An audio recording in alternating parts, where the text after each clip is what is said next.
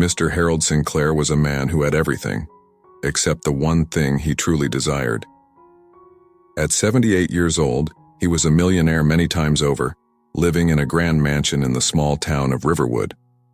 The mansion, with its sprawling gardens and towering walls, was once filled with the sounds of laughter, the chatter of lively gatherings, and the warmth of a happy home.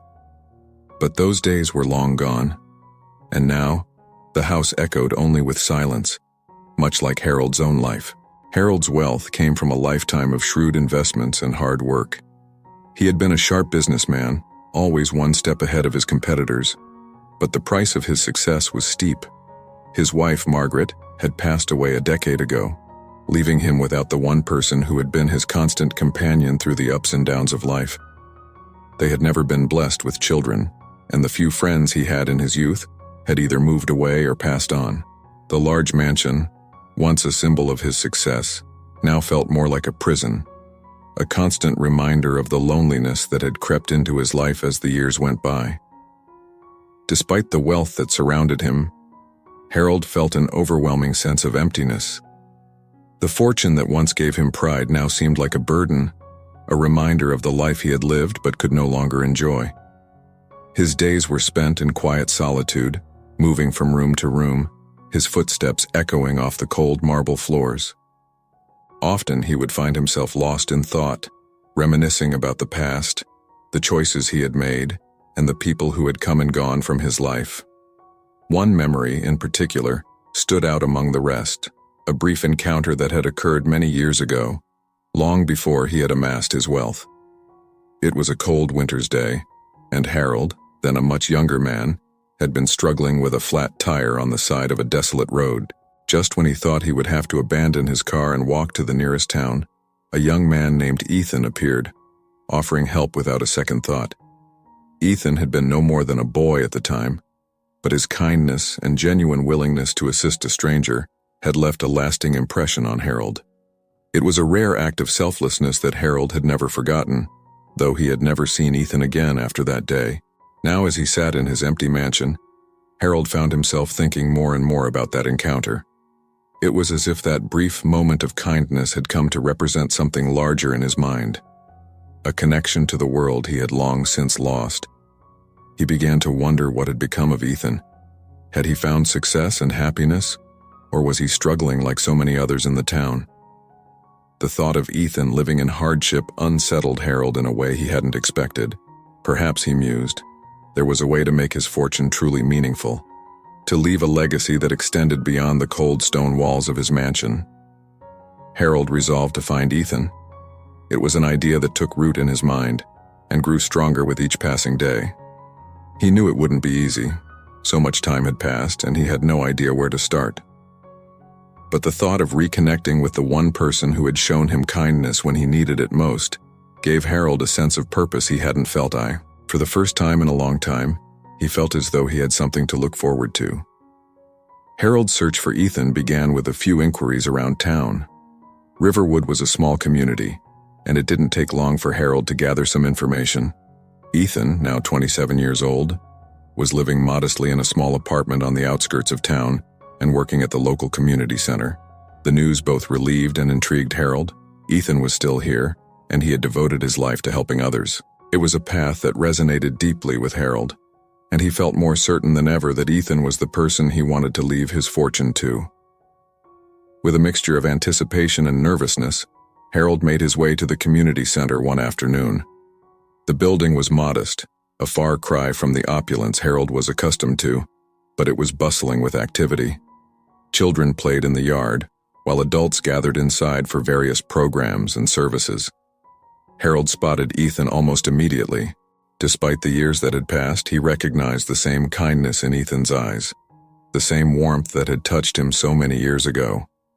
Harold approached Ethan, who was in the middle of organizing supplies for an after-school program. Ethan greeted him with a friendly smile, clearly not recognizing the older man. Harold wasted no time in explaining who he was and why he had come.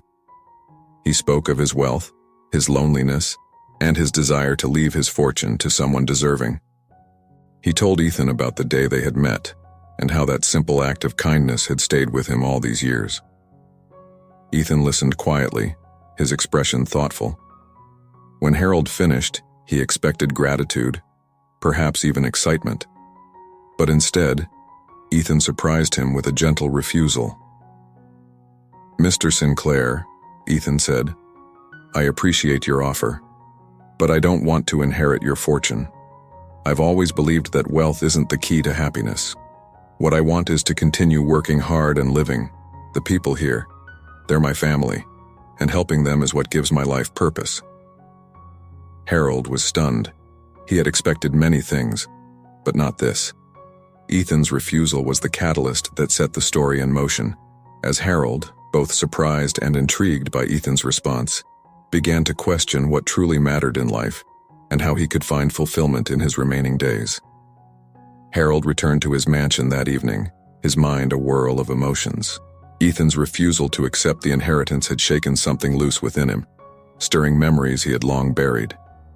As he sat by the large bay window overlooking the town, the sunset casting a warm glow over the sprawling landscape, his thoughts drifted back to his younger years. He saw himself as a young man, full of ambition and drive. He had been determined to climb the social ladder, to leave behind the modest upbringing that had often left him feeling inadequate. Harold had thrown himself into his work, sacrificing everything for success. Friends and family had taken a back seat as he pursued wealth with single-minded focus. He remembered the strained relationships with his parents, who had disapproved of his relentless pursuit of money at the cost of personal connections. Their faces, worn with worry, flashed before him, his father's stern gaze, his mother's quiet disappointment. Harold had distanced himself from them, convinced that they didn't understand. The last time he had seen his father, they had argued bitterly about his choice to move to the city and leave behind the family business. Harold had stormed out, never to return. His father had passed away shortly after, and Harold had been too consumed with his work to attend the funeral. The guilt had lingered ever since, a dull ache that surfaced in moments like this, when he was alone with his thoughts. As he grew older, Harold's pursuit of wealth became less about the money itself and more about proving something, to whom he wasn't sure anymore. He had lost touch with the few friends who had stood by him, alienated by his obsession with success. His wife, Margaret, had been the one constant in his life, her love unwavering even as he neglected their marriage in favor of his business ventures. But even that relationship had suffered under the strain of his ambition. Margaret had passed away 10 years ago, leaving Harold alone in the vast mansion they had once shared. Her absence was a void he could never fill, and it was only in these quiet moments that he allowed himself to feel the full weight of his solitude. Meanwhile, Ethan was having his own internal dialogue. As he walked back to his small apartment after their meeting, he replayed the conversation in his mind. He had always admired people who remained true to their values, and he had resolved at a young age to be one of those people. His parents had raised him to believe that integrity and hard work were the foundations of a good life. They had lived modestly, his father a factory worker and his mother a schoolteacher, but their home was rich in love and moral guidance. Ethan's father had often told him, "Son, it's not what you have in your pocket that counts, but what you have in your heart." Those words had stayed with him, guiding his decisions even after his parents had passed away. Ethan had watched them struggle, yet they never wavered in their principles. They taught him that true wealth came from the impact one had on others and the legacy one left behind. Not in material possessions, but in kindness and generosity. When Harold offered him the inheritance, Ethan's immediate instinct had been to refuse. Accepting the money would have felt like betraying the values his parents held. He didn't want to be handed a fortune he hadn't earned, nor did he want the burden of managing such wealth. Ethan believed in carving his own path, in finding fulfillment through his work at the community center, where he helped those in need, just as his parents had done in their own quiet ways. As the days passed, Harold and Ethan began to spend more time together. Harold found himself drawn to Ethan's sincerity and groundedness, qualities that reminded him of a younger version of himself, before he had been consumed by greed. Their conversations grew more profound, often stretching late into the evening. They talked about life's purpose, regrets, and the true meaning of success. Harold shared stories of his rise to wealth, the sacrifices he had made, and the regrets that haunted him. Ethan listened attentively, offering his perspective on what truly mattered. These conversations forced Harold to confront the choices that had led him to his current state of isolation. He realized that, in his quest for wealth, he had lost sight of the things that once brought him joy: his relationships, his passions, even his sense of self. Ethan's words resonated deeply with him, and Harold began to question whether his life had truly been a success or merely a series of missed opportunities to connect with others and make a difference. As their relationship developed, Harold and Ethan formed an unlikely bond that evolved from mere acquaintance to something much deeper, almost like a father-son relationship. Harold, who had spent years mentoring young entrepreneurs in the business world, found himself in a new role, mentoring Ethan not in business but in life. He shared the skills and knowledge he had acquired over his lifetime, from managing finances to navigating the complexities of human relationships. But more importantly, Harold began to impart the wisdom he had gained from his mistakes, teaching Ethan how to live a meaningful life, one that was rich in experiences and connections rather than material wealth. Ethan, in turn, helped Harold reconnect with the world around him. He encouraged Harold to step outside his mansion, to engage with the community, and find joy in simple, everyday activities.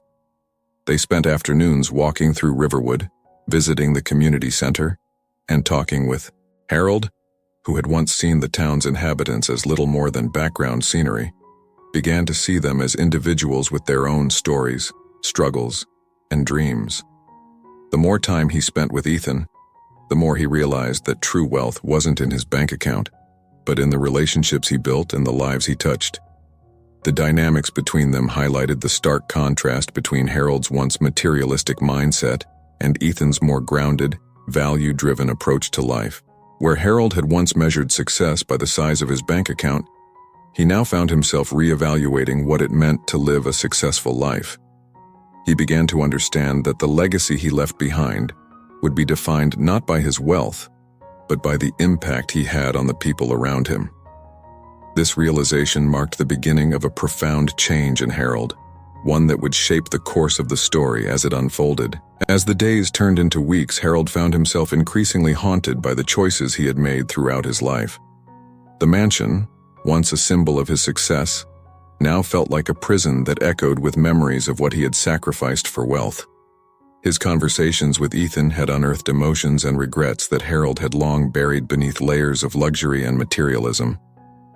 Each night, as he lay in his enormous bed, Harold replayed scenes from his past in his mind, the missed opportunities, the strained relationships, the countless times he had chosen business over people.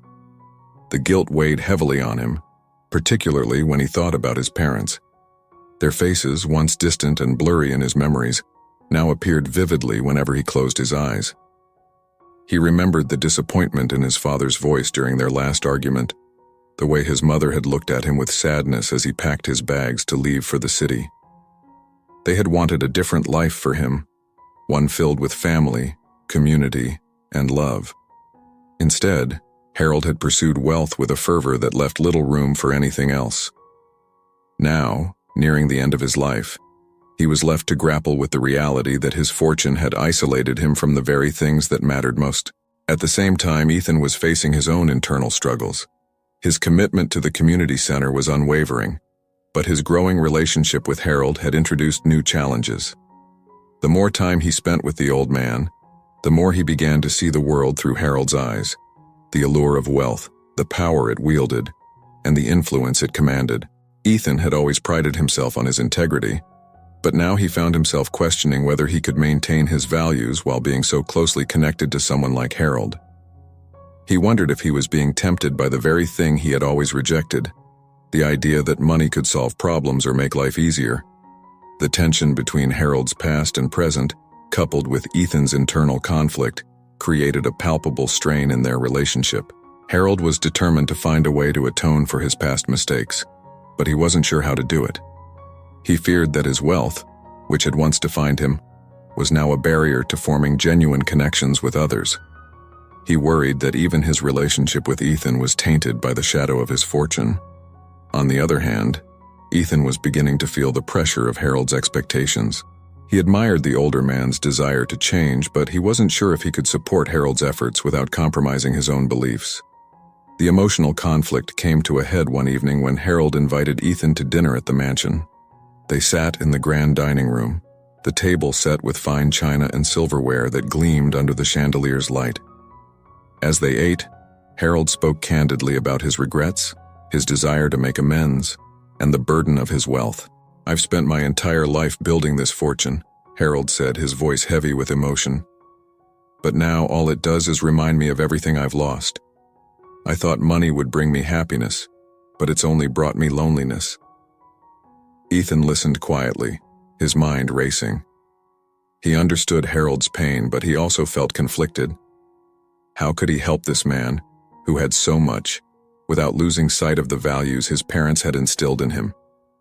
Could he be a friend to Harold without being influential? These were questions Ethan didn't have answers to, and the uncertainty gnawed at him. The turning point in the story came when Harold, inspired by Ethan's unwavering integrity, made a decision that would change everything. One morning, after a particularly restless night, Harold sat down at his desk and wrote a series of letters. In them, he outlined his plan to donate a significant portion of his fortune to various charitable causes across the country. He didn't want any recognition for his donations. He insisted on remaining anonymous. It was a way for him to leave behind his old life of opulence and finally do something meaningful with his wealth. Harold felt a sense of relief as he sealed the letters and handed them to his attorney, who would ensure that his wishes were carried out. For the first time in years, Harold felt a weight lift from his shoulders. He had always believed that his wealth was a measure of his success, but now he realized that true success lay in the impact he could have on the lives of others. This act of generosity was his way of making amends for the past, of finally doing something good with the fortune that had cost him so much. This decision marked a major plot twist in the story, not only for Harold, but also for Ethan. When Harold told Ethan about his plan, the younger man was shocked. He had never expected Harold to give away his fortune, especially not anonymously. Ethan was moved by the gesture, but it also forced him to confront his own beliefs about wealth and its impact on one's character. Could he continue to reject money as the root of all evil when Harold was using it to do so much good? The bond between them was tested as Ethan struggled to accept the changes in Harold's life. He admired Harold's transformation, but he also feared that it would alter their relationship in ways he wasn't prepared for. Would Harold's newfound generosity distance him from the simple life Ethan cherished? Would it create expectations that Ethan couldn't fulfill? These were the questions that kept Ethan up at night as he tried to reconcile his admiration for Harold with his own deep-seated values. Harold, on the other hand, was determined to see his plan through, no matter the consequence. He had finally found a way to make peace with his past, and he wasn't going to let anything stand in his way. As the letters were sent out and the donations began to take effect, Harold felt a sense of closure, but he also knew that this was just the beginning. The true test would come in how he and Ethan navigated the changes that lay ahead. The tension that had been building finally reached its peak when Harold fell seriously ill. The once spry and sharp-witted man who had so recently embraced a new chapter in his life was now bedridden, his body frail and his voice weak. For Ethan, this was a devastating blow. He had come to see Harold not just as a mentor, but as the father figure he had never had. The thought of losing him brought an overwhelming sense of fear and helplessness. The community center, the donations, the plans for the future, all of it seemed insignificant compared to the reality of watching Harold slip a W. Harold's illness forced Ethan to confront a painful truth. He was about to lose the only real family he had ever known. The material wealth that Harold had given away no longer mattered. What remained were the memories, the lessons, and the deep bond they had formed. Ethan spent every day by Harold's side, caring for him, listening to him, and trying to soak up every last bit of wisdom the old man had to offer. The mansion, once a symbol of isolation and loneliness, now felt like a sanctuary of shared moments and heartfelt conversations. As Harold's condition worsened, he became more reflective, and in one of his final lucid moments, he asked Ethan to sit with him. Harold's voice was barely a whisper, but the weight of his words was profound. "Ethan," he began, "there's something I need to tell you. Something I need to confess." Ethan leaned in closer, his heart heavy with anticipation. "You've been more than a friend to me," Harold continued, his eyes filled with a mix of sorrow and gratitude. "You've given me a chance to make peace with my past, but there's one thing that still haunts me." Harold paused, gathering his strength. "I regret the way I lived my life, pursuing wealth at the cost of everything else. I was blinded by ambition, and in the process, I lost the people who mattered most. My parents, my wife. I pushed them all away. And now, as I face the end, I realize that the fortune I spent my life building was meaningless compared to the love and connection I forfeited." Tears welled up in Ethan's eyes as he listened to Harold's confession. The old man, who had always seemed so strong and unyielding, was now laying bare his deepest regrets. "I wish I could go back and do things differently," Harold continued, his voice trembling. "But I can't. And that's why I need to ask for your forgiveness, Ethan. I need to know that I didn't fail completely, that maybe in the end I did something right by helping you." Ethan took Harold's hand, his own heart breaking as he tried to find the right words. "Harold," he said, his voice choked with emotion, "you've done more than you know. You've taught me so much, not just about life, but about what it means to truly live. I'm grateful for everything you've shared with me, and I forgive you. Not that there's anything to forgive. You've made peace with your past, and that's all that matters." Harold squeezed Ethan's hand, a faint smile crossing his lips. "Thank you," he whispered, the tension in his body finally easing as he allowed himself to let go of the guilt and regret that had plagued him for so long. Harold passed away peacefully in his sleep a few days later, leaving behind a legacy that extended far beyond his financial wealth.